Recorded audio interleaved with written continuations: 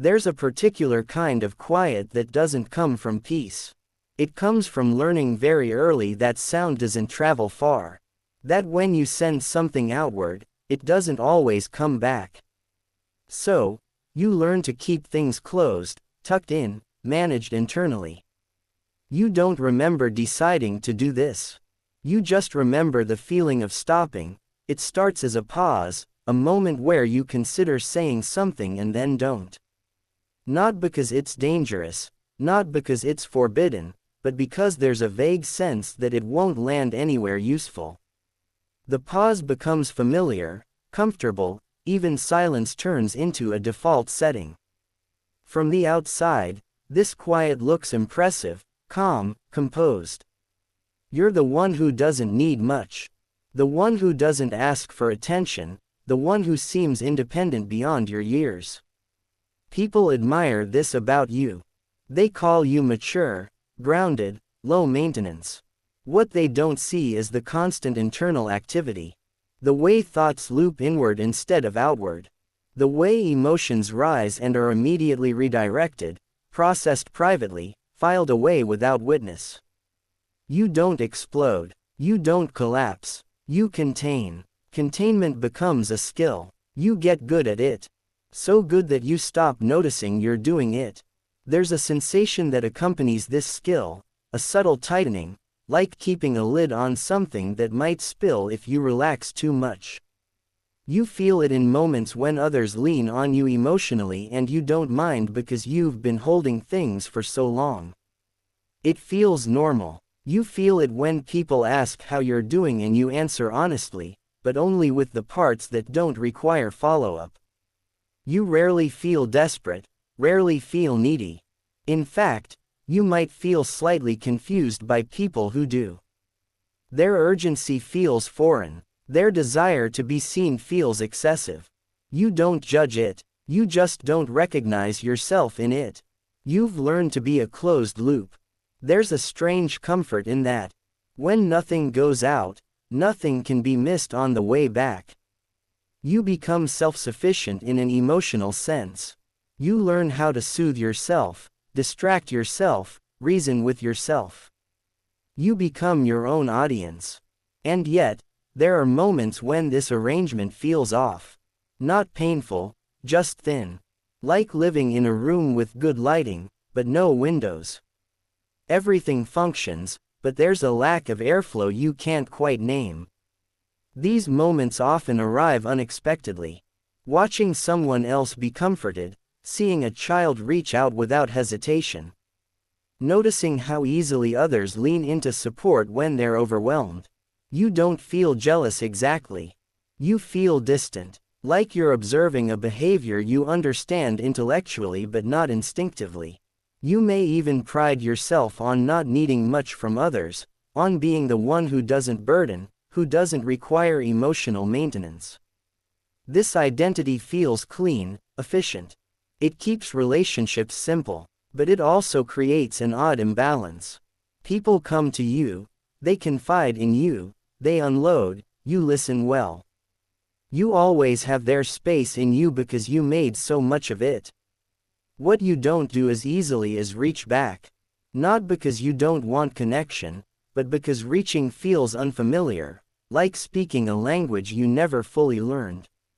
There's a hesitation there, a subtle internal check. Is this worth sharing? Will it matter? Will it change anything? Often the answer feels unclear.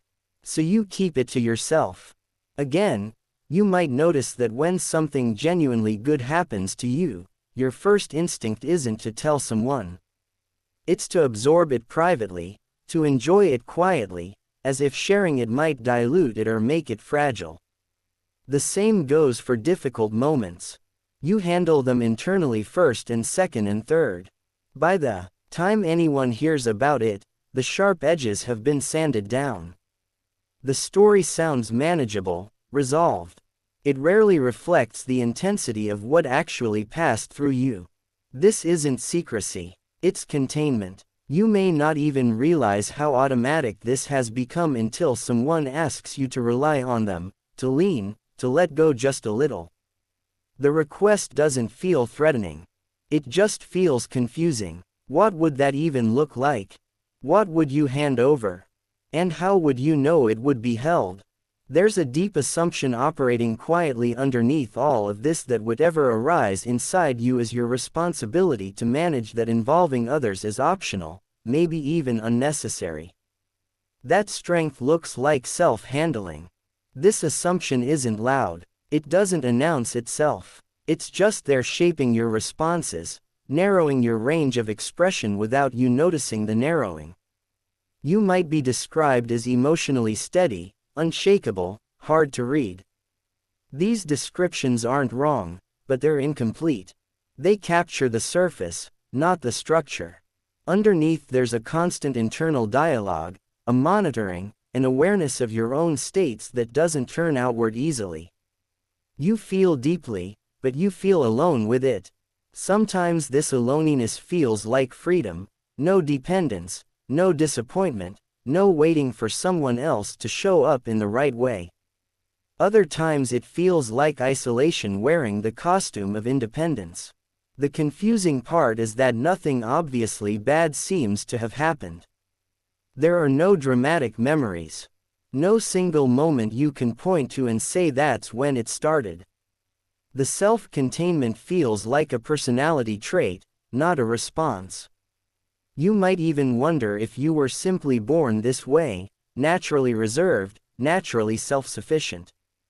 That explanation is appealing. It doesn't require revisiting anything uncomfortable, but there are cracks in it, small ones.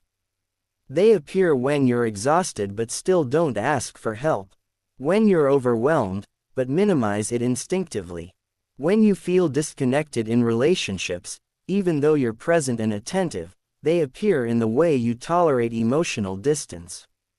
Better than emotional unpredictability, in the way you prefer consistency over intimacy, in the way you feel safest when nothing is required of you emotionally. You might notice that closeness sometimes feels intrusive, not because you don't want it, but because it asks something of you that you're not sure how to give. Vulnerability in the traditional sense feels oddly performative, exposing without guarantee.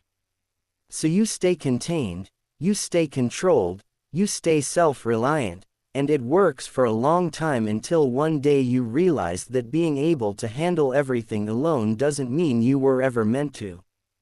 That realization doesn't arrive with clarity yet. It arrives as a question you don't know how to answer. Why does needing nothing feel safer than wanting something? The shift begins not with memory, but with reinterpretation. You start to see your self-containment not as a preference but as a pattern. One that formed quietly early without instruction. Here's where the discomfort deepens, because the truth that emerges isn't dramatic. It's subtle, and that subtlety is what makes it unsettling. Emotionally neglected children don't always grow up feeling empty. Many grow up feeling complete on their own. Too complete. Closed systems that learn not to expect resonance. Neglect in this sense isn't about absence of care in the obvious ways. It's about the absence of response, about sending something outward and not receiving it back in a form that mirrors names or holds it. When this happens repeatedly, the lesson isn't "I am unlovable." That lesson is too loud, too obvious.